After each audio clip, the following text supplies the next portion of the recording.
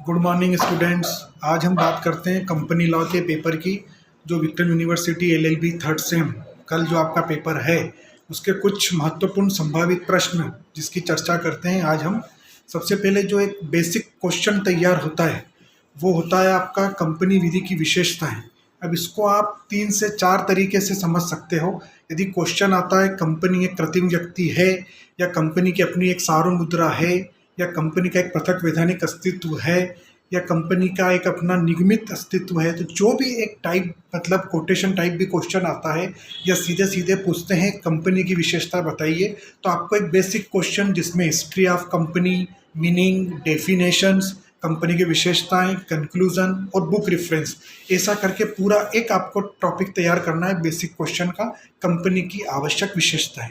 Number 2 पे हम बात करें तो कंपनी अधिनियम 1956 के अकॉर्डिंग कंपनी के प्रकार, टाइप्स ऑफ कंपनीज। अब यहाँ पर एक बात आप क्लियर कर लें कि जो पुराना एक्ट चलता था वो कंपनी अधिनियम 1956 होता था, लेकिन अब जो नया एक्ट बना हुआ है वो कंपनी अधिनियम 2013 है। तो कुछ इसमें अमेंडमेंट्स हुए हैं। जैसे 2 प्रकार होते थे कंपनी के, एक होता था पब्लिक कंपनी, दूसरा होता था प्राइवेट कंपनी। तो पहले ये होता था कि मिनिमम 2 मेंबर्स तो होने ही होने चाहिए किसी भी कंपनी को चलाने के लिए, लेकिन 2013 के अमेंडमेंट से अब ये कर दिया गया है कि सिंगल मेंबर भी कंपनी की स्थापना एस्टेब्लिशमेंट कर सकता है। दूसरी चीज़, जो मैक्सिमम मेंबर्स की थी वो 200 तक लिमिट कर दी है, और पब्लिक के लिए तो इसकी कोई लिमिटेशन ही नहीं है। तो ऐसे बहुत सारे जो अमेंडमेंट हो चुके हैं, तो वो कंपनी के प्रकार भी आपको पढ़ना है। बेसिकली तो 2 प्रकार ही होते हैं, पब्लिक और प्राइवेट। बाकी आप इसके अंदर जाएंगे तो चार्टर्ड कंपनी जो ईस्ट इंडिया कंपनी एलिजाबेथ द्वारा स्थापित की गई थी, या फिर असीमित दायित्व वाली कंपनी, सीमित दायित्व वाली कंपनी, ये सब कंपनी के प्रकार आपको इसमें देखना पड़ेगा। वो भी एक इम्पॉर्टेंट क्वेश्चन है, वो आप अच्छे से इसको भी रेडी कर लें। नंबर 3 पे हम बात करते हैं प्रवर्तक। प्रवर्तक वो होता है जिसे कंपनी का आप जन्मदाता भी कह सकते हैं, क्योंकि प्रवर्तक ही पूरी कंपनी की योजना बना के एक डायरेक्टर को देता है, जिसमें डायरेक्टर उसको पेपर फ्रेम करके पूरा रजिस्टर साक्ष्य प्रस्तुत करता है, पेश करता है। तो प्रवर्तक एक तरह से कंपनी का जन्मदाता होता है। तो इसकी वैधानिक स्थिति, इसके अधिकार, इसके कर्तव्य, वो सब आपको प्रवर्तक में देखना है।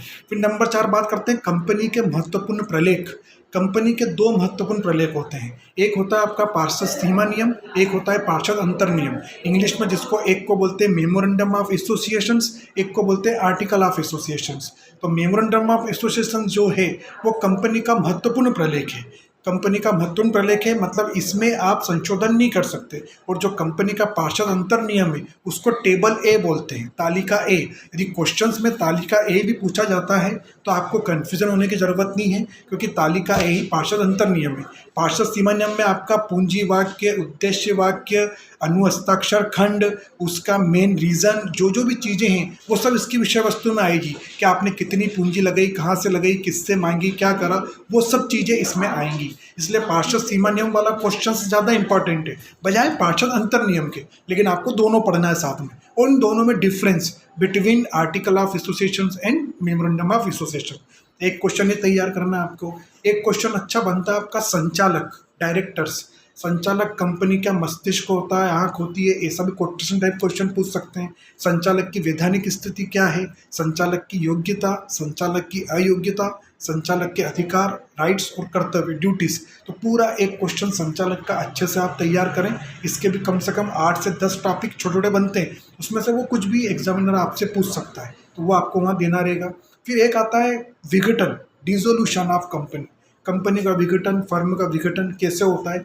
तो विघटन के बहुत सारे प्रकार दिए हुए हैं, लेकिन उसमें जो न्यायालय द्वारा कंपनी का विघटन है, डिसोल्यूशन बाय कोर्ट, वो आपको एक मोस्ट इम्पॉर्टेंट है। वो आपको थोड़ा अच्छे से पढ़ना है कि न्यायालय किन किन परिस्थितियों में किसी कंपनी का समापन कर सकता है अपने वे में। और बाकी जो दूसरे प्रकार हैं, जैसे बेसिकली जो हम अभी देखते हुए आए, अवधि बीत जाने पर, मृत्यु हो जाने पर, दिवालिया हो जाने पर, अपराधी घोषित कर दिए जाने पर, मेन उद्देश्य जिसके लिए कंपनी की स्थापना की गई थी उस उद्देश्य को पूरा कर दिए जाने पर, तो ये सब चीज़ें मेन कंपनी का होता है। तो ये विघटन वाला क्वेश्चन से आपको अच्छे से तैयार करना है। फिर मेन आता है एक अंश का, शेयर्स का। तो अंश, शेयर्स, अंश पूंजी से रिलेटेड 2-3 क्वेश्चन तैयार होते हैं, जैसे अंशों का अंतरण, अंशों की जब्ती, अंशों का आवंटन, allotment of shares, forfeiture of shares. तो ये सब चीज़ें आपको अंश के संबंध में एक एक बार देखना रहेगी, क्योंकि ये क्वेश्चन भी पूरा 20 नंबर में एक बार पूछा गया है कि कोई भी कंपनी जब तक अपने अंशों को निर्गमित नहीं करेगी, जब तक उसका अलाटमेंट नहीं करेगी, जब तक वो सक्सेस नहीं हो पाएगी आज के कंपटीशन के मार्केट में। क्योंकि यदि किसी भी कंपनी को अपनी ग्रोथ बढ़ानी है तो उसको अपने शेयर्स को तो ट्रांसफ़र करना ही पड़ेगा, शेयर्स को जनता में अलॉटमेंट करना ही पड़ेगा। तो ये क्वेश्चन अच्छे से बनता है। कुछ मीटिंग्स दी हुई है आपके कंपनी लॉ में, जैसे वैधानिक सभा, लीगल मीटिंग, वार्षिक साधारण सभा, एनुअल, फिर असाधारण सभा। तो ऐसे कुछ मीटिंग्स के क्वेश्चंस भी तैयार होते हैं, तो वो टिप्पणी टाइप में पूछा जाता है। एक ऋण पत्र पूछा जाता है, डिबेंचर्स। डिबेंचर्स क्या होता है? तो शेयर्स, अंश, डिबेंचर्स, ऋण पत्र दोनों कंपनी के द्वारा ही अलाट किए जाते हैं।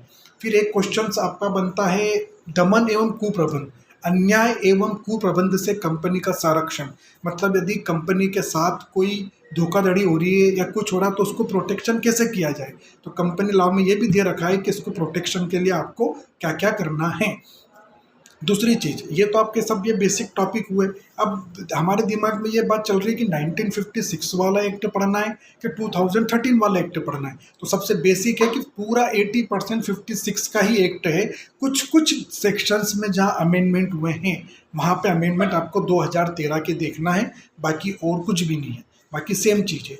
कुछ लीडिंग केसेस रहते हैं, जैसे आपके कंपनी लॉ में जो लीडिंग केसेस है प्रमुख वाद, उनमें यदि संभावित हम वाद देखते हैं तो एक आता है आपका बेरियम केमिकल्स और एक आता है गया शुगर मिल्स। तो इन दोनों केसेस को भी आप अच्छे से तैयार कर लें, क्योंकि जो भी यदि आपके पाठ्यक्रम से रिलेटेड कोई केस आता है तो वो आप अच्छे से दे देंगे, या फिर यदि कोई केस नहीं बनता है तो बाकी के जो 9 क्वेश्चन है उसमें से 5 क्वेश्चन आप अच्छे से दे सकते हैं। तो बेसिकली जो जो मैंने आपको अभी टॉपिक्स बताए हैं कंपनी लॉ के महत्वपूर्ण संभावित प्रश्न, ये आप अच्छे से देख लें तो आपका पेपर अच्छा हो जाएगा।